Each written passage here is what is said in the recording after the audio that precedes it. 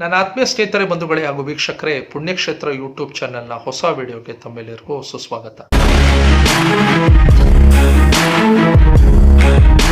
ಇವತ್ತು ನಾನು ತುಳಸಿ ಹಬ್ಬದ ಕುರಿತು ಮಾಹಿತಿಯನ್ನು ನಿಮ್ಮ ಮುಂದೆ ಹಂಚ್ಕೊಳ್ತಾ ಇದ್ದೀನಿ. ಈ ಹಬ್ಬವನ್ನು ಉತ್ಥಾನ ದ್ವಾದಶಿ ಅಂತ ಕರೀತಾರೆ. ಈ ಹಬ್ಬದ ದಿನದಂದು ತುಳಸಿ ಗಿಡದ ಜೊತೆ ಶ್ರೀ ಮಹಾವಿಷ್ಣುವಿನ ಸಾಂಕೇತಿಕ ಮದುವೆ ಆಗಿರುತ್ತದೆ.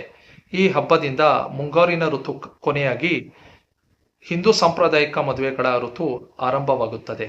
ಈ ಸಮಾರಂಭದ ಅಂಗವಾಗಿ ತುಳಸಿ ಗಿಡದ ಜೊತೆ ಸಾಲಿಗ್ರಾಮದ ಕಲ್ಲಿನ ಸಾಂಕೇತಿಕ ವಿವಾಹವಾಗಿ ಜನರು ಆಚರಿಸುತ್ತಾರೆ. ತುಳಸಿ ಹಬ್ಬದ ಮಹತ್ವ.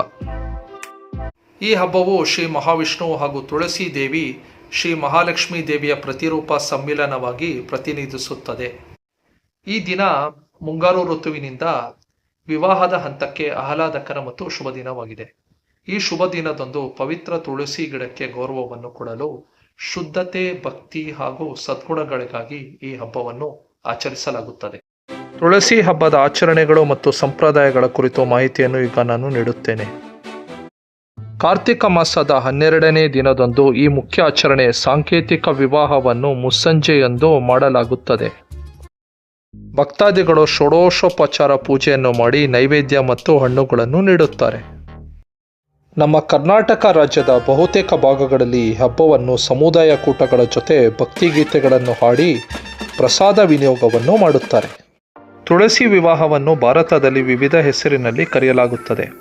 ಉತ್ತರ ಭಾರತದಲ್ಲಿ ಉತ್ಥಾನ ದ್ವಾದಶಿ ಅಂತ ಕರೆದರೆ, ನಮ್ಮ ಕರುನಾಡಿನಲ್ಲಿ ತುಳಸಿ ಹಬ್ಬ ಅಂತ ಕರೀತಾರೆ. ತುಳಸಿ ಹಬ್ಬವನ್ನು ಯಾವಾಗ ಆಚರಿಸಲಾಗುತ್ತದೆ ಎಂಬುದರ ವಿವರವನ್ನು ಈಗ ನಾನು ಹೇಳುತ್ತೇನೆ. ತುಳಸಿ ಹಬ್ಬವನ್ನು ಕಾರ್ತಿಕ ಮಾಸದ ಶುಕ್ಲ ದ್ವಾದಶಿಯಂದು ಆಚರಿಸಲಾಗುತ್ತದೆ. ಭಾಗವತ ಪುರಾಣದ ಪ್ರಕಾರ ಶ್ರೀಕೃಷ್ಣನು ತುಳಸಿಯನ್ನು ವಿವಾಹವಾಗಿದ್ದು, ಶ್ರೀಕೃಷ್ಣನು ತುಳಸಿ ದೇವಿಯನ್ನು ವಿವಾಹವಾದ ದಿನವನ್ನು ತುಳಸಿ ವಿವಾಹ ಹಬ್ಬವಾಗಿ ಆಚರಿಸಲಾಗುತ್ತದೆ. ತುಳಸಿ ವಿವಾಹದ ಕಥೆಯನ್ನು ನಾನು ನಿಮ್ಮ ಮುಂದೆ ಹಂಚ್ಕೊಳ್ತಾ ಇದ್ದೀನಿ. ಪುರಾಣ ಕಥೆಗಳಲ್ಲಿ ಪ್ರಖ್ಯಾತ ಕಥೆಗಳಲ್ಲಿ ಒಂದಾದ ಶ್ರೀ ಮಹಾವಿಷ್ಣು ವೃಂದಾಳಿಗೆ ಆಶೀರ್ವಾದವನ್ನು ನೀಡಿರುತ್ತಾನೆ. ಆ ಆಶೀರ್ವಾದವೇನೆಂದರೆ, ಆಕೆಯು ಮುಂದಿನ ಜನ್ಮದಲ್ಲಿ ಶ್ರೀ ಮಹಾವಿಷ್ಣು ಸಾಲಿಗ್ರಾಮ ರೂಪದಲ್ಲಿ ವೃಂದ ತುಳಸಿಯಾಗಿ ಪ್ರಬೋಧಿನಿ ಏಕಾದಶಿಯ ದಿನದಂದು ವಿವಾಹವಾಗುತ್ತೇನೆ. ಈ ವಿವಾಹ ಸಮಾರಂಭ ಅಥವಾ ಘಟನೆಯ ನೆನಪಿನಲ್ಲಿ ತುಳಸಿ ವಿವಾಹವನ್ನು ಭಕ್ತಾದಿಗಳು ಅಥವಾ ವಿಷ್ಣು ಭಕ್ತರು ಆಚರಿಸುತ್ತಾರೆ. ತುಳಸಿ ವಿವಾಹ ಇಂದು ನವೆಂಬರ್ 2, 2025ರಂದು ಆಚರಿಸಲಾಗುತ್ತಿದೆ. ತುಳಸಿ ವಿವಾಹದ ಕಿರು ವಿವರದ ಕುರಿತು ಮಾಹಿತಿಯನ್ನು ಕಾರ್ತಿಕ ಮಾಸದ ವಿಡಿಯೋವಿನ ಐಕಾರ್ಡ್ನಲ್ಲಿ ಹಾಕಿರುತ್ತೇನೆ. ಈ ಕಿರು ವಿವರವನ್ನು ವಿಡಿಯೋದಲ್ಲಿ ನೀವು ನೋಡಬಹುದು. ತುಳಸಿ ಗಿಡದ ಎಲೆಗಳನ್ನು ಶ್ರೀ ಗಣೇಶ ದೇವರಿಗೆ ಅರ್ಪಿಸುವುದಿಲ್ಲ ಏಕೆ? ಶ್ರೀ ಗಣೇಶ ಪುರಾಣದ ಪ್ರಕಾರ ತುಳಸಿ ತನ್ನ ಹಿಂದಿನ ಜನ್ಮದಲ್ಲಿ ವೃಂದಾಳಾಗಿ ಜೀವಿಸಿದ್ದು, ಆಕೆಯು ಅಹಲ್ಯ, ದ್ರೌಪದಿ, ಸೀತೆ, ತಾರ ಮತ್ತು ಮಂದೋದರಿಯಂತೆ ಪತಿವ್ರತೆಯಾಗಿದ್ದಳು. ಆಕೆಯು ಜಲಂಧರ ಎಂಬ ರಾಕ್ಷಸನನ್ನು ಮದುವೆಯಾಗುವ ಮುನ್ನ ಶ್ರೀ ಗಣೇಶನನ್ನು ಮದುವೆಯಾಗಲು ಬಯಸಿದಳು. ಶ್ರೀ ಗಣೇಶನನ್ನು ವೃಂದ ಮದುವೆಯಾಗಲು ಪ್ರಸ್ತಾವನೆಯನ್ನು ನೀಡಿದಾಗ, ಶ್ರೀ ಗಣೇಶ ದೇವರು ತಾನು ಬ್ರಹ್ಮಚರ್ಯವನ್ನು ಪಾಲಿಸುತ್ತಿದ್ದೇನೆ, ಆಕೆಯನ್ನು ಮದುವೆಯಾಗಲು ನಿರಾಕರಿಸಿದಾಗ ಶ್ರೀ ಗಣೇಶ ದೇವರಿಗೆ ಬ್ರಹ್ಮಚರ್ಯ ಭಂಗ ಉಂಟಾಗಿ ತನ್ನ ಇಚ್ಛೆಗೆ ವಿರುದ್ಧ ವಿವಾಹವಾಗುವೆ ಎಂಬ ಶಾಪವನ್ನು ವೃಂದ ನೀಡುತ್ತಾಳೆ.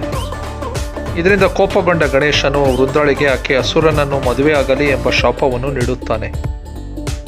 ಇದರಿಂದ ವೃಂದ ಜಲಂಧರನನ್ನು ವಿವಾಹವಾಗುತ್ತಾಳೆ. ವೃಂದಾಳು ತುಳಸಿ ಗಿಡವಾಗಿ ಪರಿವರ್ತಿತಳಾದ ಮೇಲೆ ಆಕೆಯ ಎಲೆಗಳನ್ನು ಶ್ರೀ ಗಣೇಶನಿಗೆ ಅರ್ಪಿಸುವುದಿಲ್ಲ. ಶಿವದೇವರು ಜಲಂಧರನನ್ನು ಕೊಂದಿದ್ದಕ್ಕೆ ಅವನ ಪತ್ನಿಯಾದ ವೃಂದ ತುಳಸಿಯಾಗಿ ತನ್ನ ಮುಂದಿನ ಜನ್ಮದಲ್ಲಿ ಶಿವದೇವರನ್ನು ಪೂಜೆ ಮಾಡುವುದನ್ನು ನಿರಾಕರಿಸಿ ಶಾಪವನ್ನು ನೀಡುತ್ತಾಳೆ.